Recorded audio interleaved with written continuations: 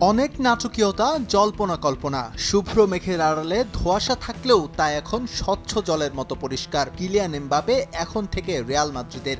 আগামী 5 মৌসুমের জন্য তাদের এই সম্পর্ক এখন অফিসিয়ালি স্বীকৃত।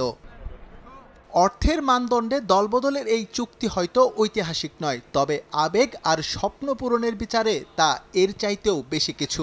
শৈশবের লালিত স্বপ্ন অবশেষে 25 বছর বয়সে ধরা দিয়েছে ফ্রেঞ্চ তারকার কাছে। এটা যে তার কাছে স্বপ্ন পূরণের চেয়েও বেশি।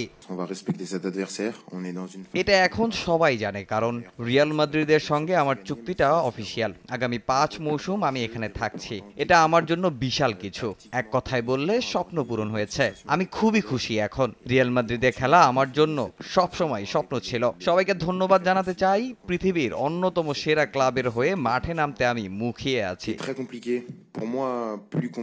যেদিন থেকে ক্লাব ছাড়ার ইচ্ছা প্রকাশ করেছিলেন এমবাপে, পিএসজি তার কাছে হয়ে উঠেছিল বইমাত্রের ঘর। ঠিকানা বদলে জানিয়ে ক্ষোভ ছাড়তে রাগঢাক করেনি ফ্রেঞ্চ তারকা। তবে এর পেছনে সবার দায় ছিল না বলেও মন্তব্য করেন তিনি।